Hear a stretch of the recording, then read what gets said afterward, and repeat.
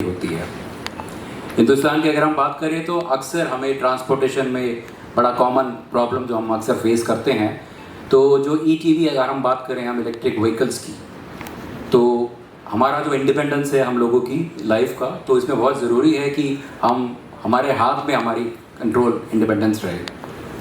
तो जो हमारा नया मूवमेंट आ रहा है अभी, हमारा ईवीज़ का जो पूरा मूवमेंट आ रहा है, सबसे बड़ी बात तो ये है कि पोल्यूशन का पूरा इस पर कंट्रोल है। तो उसी बारे में मैं बात करना चाहूँगा अपने साथियों से। सबसे पहले मैं डॉक्टर सुधीर से बोलूँगा कि वो इस चीज़ पर प्रकाश डालें कि क्योंकि हम सब जो इस कम्युनिटी से हैं, हमने फेस किया कि ट्रांसपोर्टेशन में दिक्कतें आती हैं।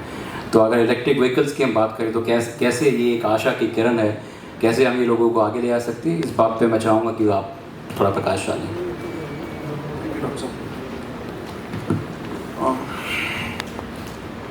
डॉक्टर साहब, जैसे आपने बोला कि ईवी का रेवोल्यूशन जो नया आ रहा है, उससे हमारे को फाइनेंशियली भी बहुत ज़्यादा। माइक थोड़ा पास करें प्लीज़। आ रही है आपको? माइक थोड़ा पास। हेलो, ठीक है। तो एक तो हमारी फाइनेंशियल जो उसके ऊपर हमारी ऑब्लिगेशंस हैं वो काफ़ी कम हो जाती हैं, कॉस्ट इफेक्टिवनेस हमें बहुत ज़्यादा है। दूसरा ये है कि ईवी के आने से हमारा, क्योंकि मोबिलिटी सारी डिपेंड करती है किसी भी व्हीकल के ऊपर, तो ये बैटरी ऑपरेटेड होने की वजह से तो ये हमारे लिए काफ़ी ज़्यादा कॉस्ट इफेक्टिव है। पर प्रॉब्लम इसमें ये आ रही है कि बूट स्पेस नहीं है। प्रॉब्लम ये आ रही है कि हम जो चार्जिंग स्टेशंस बने हुए हैं वो उस हाइट पर बने हैं जहाँ के हम लोग उसको यूज़ नहीं कर सकते। तो बेसिकली हमें अभी व्हीलचेयर एसेसिबल व्हीकल्स, रैप्स के नाम से इसमें वो आता है, उसके अंदर अभी ये लोग काम कर रहे हैं, पर अभी बहुत ज़्यादा काम नहीं है। तो उसमें हमें चाहिए कि कुछ इस तरह के डेवलपमेंट चार्जिंग पॉइंट्स के ऊपर से शुरू करें, बूट स्पेस के ऊपर देखें कि बूट स्पेस में हम लोग के बीच में यहाँ पर मैं समझाऊंगा, चार्जर कंपनीज भी बैठी हुई है, एक लाइडा बैठा हुआ है, ESL बैठा हुआ है, और सारी चार्जर कंपनी और टू व्हीलर मैन्युफैक्चरर भी यहाँ पर अवेलेबल है। ये भी है 2Z और वो लोग उस चीज़ को प्लीज़ गौर करें। तो इसमें क्या है कि वो लगाना, जब हम चार्जिंग पॉइंट पे लगाते हैं तो हमसे नहीं लगती है, उसके लिए फिर हमें किसी पर डिपेंड करना पड़ता है। तो ये सब चीज़ें हमारी हाइट के अकॉर्डिंगली, व्हीलचेयर हाइट के अकॉर्डिंगली उसको एडजस्ट करनी पड़ेंगी। दूसरा यह कि टच स्क्रीन इसके अंदर हम यूज़ करेंगे, और विजुअल जो ब्लाइंड्स हैं या वो हैं, उनके लिए हमारे पास में एक स्पीकर और एक ऑडियो मोड होना चाहिए कि उनको पता रहे कि क्या करते हैं। हालांकि वो कार ड्राइव नहीं करते हैं, पर फिर भी किसी के साथ होते हैं तो उनको चाहिए होती है। बाकी रहा कि अभी बहुत सारी चीज़ें इस पर हो रही हैं, ये इवॉल्व कर रही है ये इंडस्ट्री, जिस तरह से इवॉल्व कर रही है हम उसी के अंदर अभी सजेशंस दे सकते हैं, क्योंकि कॉस्ट हमारे बीच मिनिस्ट्री ऑफ ट्रांसपोर्ट से भी है, क्योंकि मैं चाहूँगा इन पॉइंट को प्लीज़ आप सरकार तक पहुँचाएं, मंत्री जी तक पहुँचाएं, और प्लीज़ इसका सोल्यूशन, क्योंकि कॉस्ट अभी डिफरेंस बहुत है, गैप बहुत है हमारे पास में ईवी में और नॉर्मल पेट्रोल व्हीकल में। दूसरी बात यह है कि अगर हम ईवी पर ही डिपेंड करते हैं पूरा, तो हमारी तो सारी मोबिलिटी इसी के ऊपर डिपेंड करती है। तो अगर ये इसकी माइलेज और जिस तरह के ट्रैफिक जैम्स लगते हैं, बैटरी कितनी कंज्यूम हो जाएगी स्टैंडिंग उस मोड पर, आइडलिंग पर कितना हो जाएगा, हमें नहीं पता होता। तो उस केस में उस पर भी हमें ध्यान देना पड़ेगा कि कैसे करेंगे, कि हाइब्रिड मॉडल इसमें यूज़ करेंगे। ईवी में भी अभी आ रहे हैं नए। तो हमारी सजेशंस तो यही है कि जो हमारी रिक्वायरमेंट है उसको भी कंसिडर किया जाए, ताकि ये हमारे लिए बहुत यूज़फुल है आने वाले टाइम के लिए।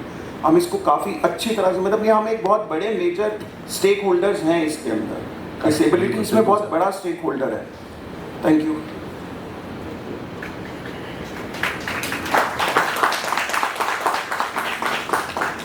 Thank you.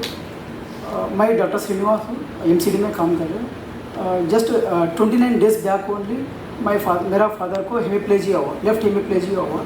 So 1 upper limb and 1 lower limb is completely 0/5 है पावर, नो पावर। सो उस टाइम में हमने ही वेंट टू बहुत ज़्यादा डिप्रेशन में चले गया, ताकि मैं कैसे चलूँगा, मैं नहीं चल सकते। सो हमने उस टाइम ये इलेक्ट्रिक EV व्हीलचेयर परचेज़ किया, बट उस टाइम में just I came to know that it is very cost effective. It should be easily affordable to the PWD persons, otherwise it is वो परचेज़ नहीं कर पाएंगे। मैं government of India से जो स्टेक होल्डर्स है उनसे रिक्वेस्ट करूँगा, उनसे बात करके just particularly regarding the cost effective. Doctor Sudhir sir ने भी बोला वही इसका रिगार्डिंग है। Thank you. हमारे साथ टीम के लीड हैं आमिर सिद्दीकी जी, प्लीज़।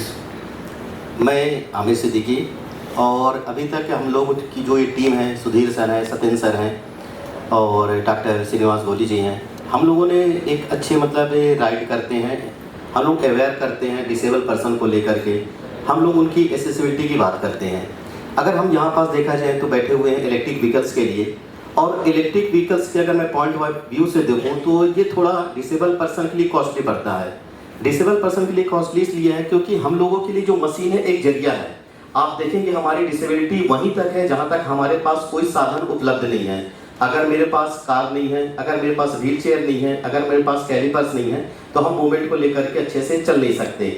हमारे पास चलने का सिर्फ एक ही जरिया होता है, व्हीकल्स। और इलेक्ट्रॉनिक व्हीकल्स को लेकर कभी दिल्ली में आप देखेंगे तो एक पॉलिसी बनने वाली है जिसमें इलेक्ट्रॉनिक व्हीकल्स की ही यहाँ पास सबसे अधिक डिमांड होगी। मैं अपने पूरी कम्युनिटी की तरफ से चाहता हूँ कि उसकी कॉस्ट को थोड़ा कम रखा जाए। उसमें ईवी में आपके 4 व्हीलर आते हैं, ईवी में आपके 2 व्हीलर आते हैं, और ईवी में हमारी व्हील चेयर भी है। क्योंकि व्हील चेयर ईवी में इसलिए है कि बहुत सारे लोग ऐसे जिनके हाथों में प्रॉब्लम्स हैं और वो सही तरीके से यूज नहीं कर सकते, लेकिन अगर हम इलेक्ट्रिक व्हीकल लेते हैं तो बहुत आसानी तरीके से वो एक उंगली से भी चल सकती है। अगर आपकी हाथों की 10 उंगली में से सिर्फ एक उंगली सही है या कोहनी सही है तो वो चल सकती है, लेकिन हर कोई उसको एफोर्ड नहीं कर पा रहा। वजह क्या? उसकी बैटरी की चार्जेस जो है वो ठीक है, सब कुछ सही है, लेकिन कॉस्टली उनकी बहुत ज़्यादा है। वो कॉस्ट को थोड़ा सा कम करा जाए और पर्सन विद डिसेबिलिटी के लिए सुटेबल बनाया जाए। इसी प्रकार से अगर आप 3 व्हीलर में आ जाए, जो हमारी स्कूटी होती हैं, तो उनको लेकर के मैं इलेक्ट्रिक व्हीकल को यही कहूँगा कि वो हमारे लिए भी मैन्युफैक्चर करें। अभी तक हम लोगों के लिए कभी नहीं सोचा कि ये जो 2 व्हीलर्स है, जब हम पूरे इंडिया में ट्रैवल करते हैं लेकर के, तो आप हमारे लिए उस टाइप की डिजाइन क्यों नहीं करते? उसको डिजाइन करिए ताकि हम भी चला सके। हम अनऑथराइज जो डीलर्स होते हैं उनको थ्रू मॉडिफाई करवाते हैं और वो हमारे लिए आरटीओ में सबसे अधिक दिक्कत प्रोवाइड करती है। वजह यह है कि वहाँ पास हम लोगों को लाइसेंस मिलने में जब दिक्कत आती है तो ARAI के थ्रू हमारी गाड़ी अप्रूव्ड नहीं होती। जब अप्रूव्ड नहीं है तो आपको लाइसेंस नहीं मिलेगा, आपको आरसी आपके नाम से नहीं मिलेगी। आरसी जो हमें मिलती है वो नॉर्मल मिलती है। तो मॉडिफाई करिए इलेक्ट्रिक व्हीकल को हमारे लिए, ताकि हम लोग भी उसमें ट्रैवल कर सकें। हम बात अगर करते हैं इलेक्ट्रिक व्हीकल 4 व्हीलर में, तो 4 व्हीलर को भी मैं चाहूँगा कि हमारे हिसाब से थोड़ा सा उसे मॉडिफाई करिए। और ये जो रैली हो रही 100 डेज के लिए, हम ये क्यों कर रहे हैं? इसकी एक वजह है करने की। 9 सितंबर से ये जो चालू हो रही, ताकि हम पूरे इंडिया को दिखा सके कि जो इलेक्ट्रिक व्हीकल है वो इस मिथ लोगों का है कि नहीं, इलेक्ट्रिक व्हीकल तो 100 किलोमीटर जाएगी, 200 किलोमीटर जाएगी, इससे ज़्यादा ट्रेवल नहीं कर सकती। लेकिन पर डे यहाँ हम लोग 300 किलोमीटर उसको रन करेंगे और वो अपने आप में एक बड़ी चीज़ है। उसमें आप देखेंगे चार्जिंग पॉइंट होना चाहिए, वो एसेसिबल हो चार्जिंग पॉइंट। हम भी मतलब एसेसिबल इसलिए होना चाहिए ताकि हम उसके पास जाएं और चार्ज करने के लिए जब हम अपनी व्हील चेयर से नीचे आएँ या मैं बैसाखी लेके चलता हूँ तो हमें वो पॉइंट अच्छे तरीके से और एक के मतलब है ज़्यादा हाइट में नहीं मिले, अब समान तरीके से मिल जाए। बस यही मैं कहना चाहूँगा। बहुत बहुत शुक्रिया आमिर सिद्दीकी जी का और उनकी टीम का, और बहुत धन्यवाद देना चाहूँगा आज वो अपना समय निकाल कर टीम के साथ आए और इस 21,000 किलोमीटर की